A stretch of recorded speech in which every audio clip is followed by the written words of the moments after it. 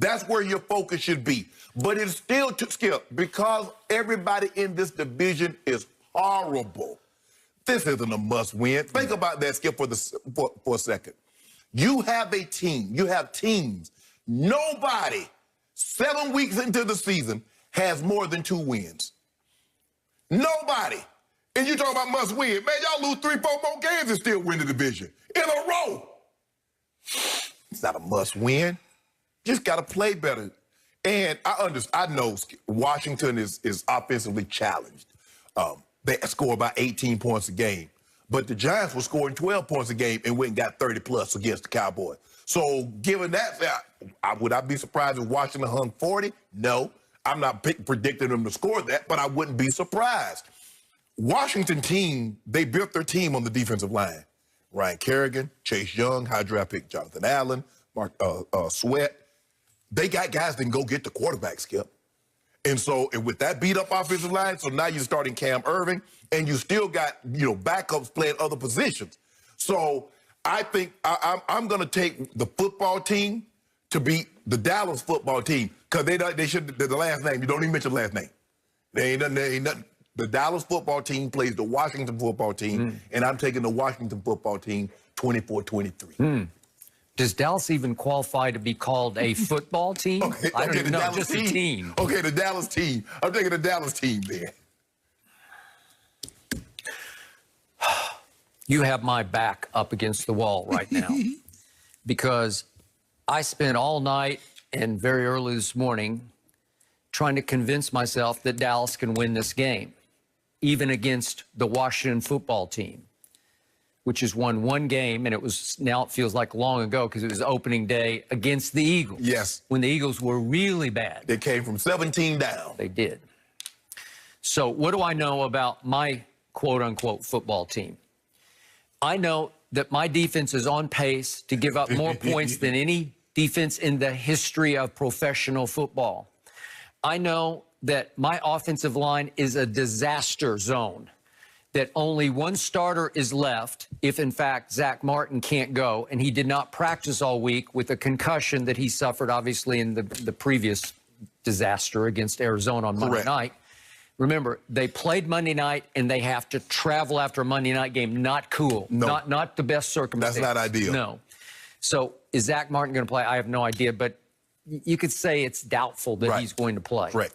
So all I have left over is 1 starter who is by far the weakest link when they used to be a top 5 offensive line in Connor Williams. Yes. That's all I got left, except for a Cam Irving that you point out. He did start 8 games for Kansas City last year. He just got healthy from injury and illness. And he was once upon a time long ago the 19th overall pick out of Florida State in the draft. So, okay, so you got some little tiny ray of hope at left tackle.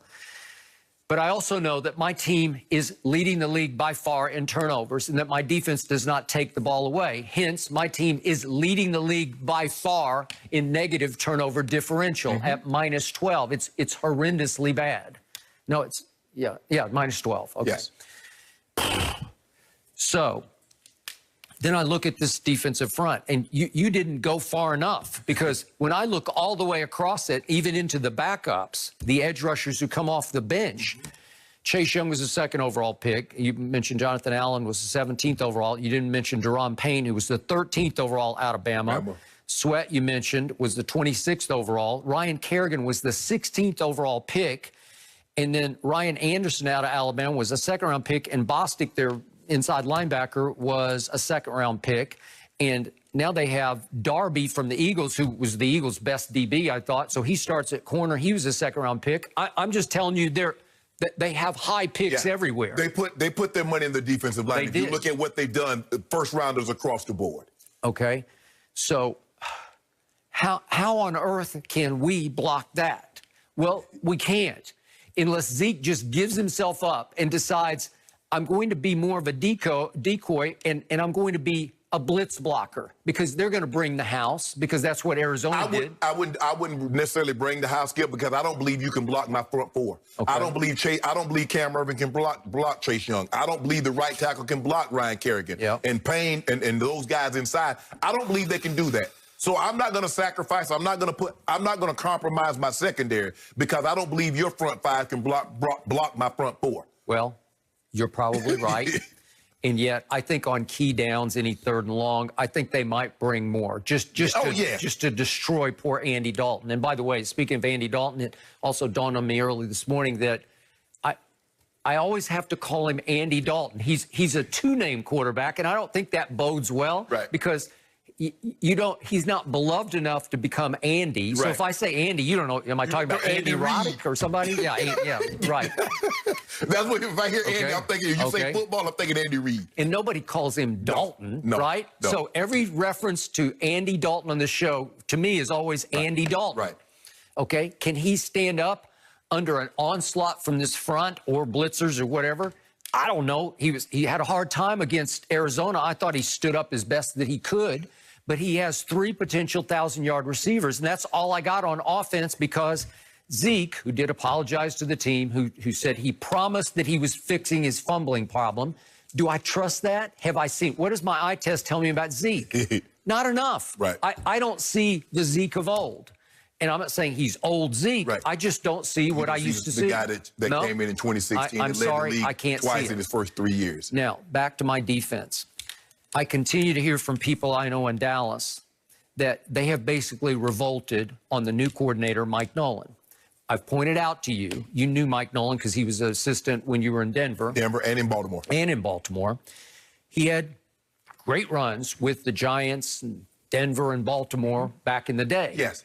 But of late, he has not had a great run because the last time he was a coordinator was in Atlanta, 2012, 13, and 14. And his defenses allowed the 27th most yards in 12, 29th most in 13, and then in 14, the worst yards allowed were Mike Nolan's Atlanta Falcons defense, and he got fired. Okay? He got this job because he's close with Mike McCarthy. He hired Mike McCarthy to be his coordinator when Mike Nolan became the head coach in San Francisco, where he never had a winning record and got fired in his 4th year. Okay, so I am being told again and again by people I trust there that nobody believes in his system. They have no confidence in it or in him, that they can't communicate with him, that they've never been on the same page, that he's changed his tune several times, like I want this, no, I want that, that he can't adjust on the fly during games. So it's rampant lack of trust in the coordinator. Well, is that not a recipe for disaster? Yeah. Okay. I mean, you need a guy to believe in what you're doing and what you're teaching. So Sean Lee is supposed to be back. I don't know how much he'll be able to play, but he's eligible to play. He's made Pro Bowls before, as you know. So that if he's on the field for some of the game, it's possible my defense will have 7 players on the field who have been in the Pro Bowl. Is that good? 7 out of 11? Wouldn't you say that's like really good? Right. Like, is it possible that would be the most Pro Bowlers on a unit in the league in this coming Sunday? Right? And yet, they're giving up 36 points a game, which is historically bad. Correct. How do you explain that? It's because there's a mutiny going on. There's a revolt going on internally where they just don't trust the new defensive coordinator. And I don't get it. I'm going to hark back to 2 players. Clinton Dix. He's made a Pro Bowl before, and they gave him $4 million. And I thought, because Mike McCarthy had him in Green Bay, I thought he would fit and be somebody, a stalwart. And again, he's 27 years of age, so it's not like he's old. Right. And somehow he clashed with Mike Nolan and didn't fit, and they cut him. Right. And then, remember, they went and got Brandon Carr. Brandon Carr, believe it or not, has started every game he's ever played in the National Football League. He started from his rookie year forward, all 16 games. It went Kansas City, Dallas, Baltimore. Last year, he started every game for the Baltimore Ravens. And he was brought in first on the practice squad, but they tried to make him a safety in this defense to give them some safety at the back of the defense, right? And I was told he clashed with Mike Nolan, and they dumped him. Okay, what is going on here? It's horrifying to me because this defense should be way better. So let's look at the Redskins. They average scoring 18 points a game. Think about this. My defense averages giving up 36 a game. Well, is it possible they're going to double their output in this game? The Giants almost tripled there. They went from 12 to 34. Okay. So is it possible they're going to hit the average of 36? I can't believe it. I just keep holding out hope that somehow they'll just say, heck with him, and just start playing defense. I've seen flashes of it. I saw it in the first 3 series against Kyler on Monday night. They looked okay. I saw flashes against the Giants when they looked pretty good. So could they look pretty good against Kyle Allen and this Washington offense? Sure. So I'm just going to hang on. I don't know. I keep going. I don't want to jinx them, but I'm just going to be a fan. It's too late. Too late. Okay? It ain't you jinxing them. I can't jinx them any worse. They're just bad. Yeah. Okay. So I'm just going to be a fan, and I'm going to cling to the tiniest bit of hope in this division. Okay. I'm going to say they managed to score 27 points. I'm going to say Andy Dalton is given just enough time to do some damage with his 3 receivers, and they somehow get to 27 and hold Washington to 24. That's my score, 27 to 24. We're close. I mean, I got 24-23 Washington, but we got the 24 part right. Well, you're not picking with great conviction then. No. Okay. Skip, because I can't pick. The sad part is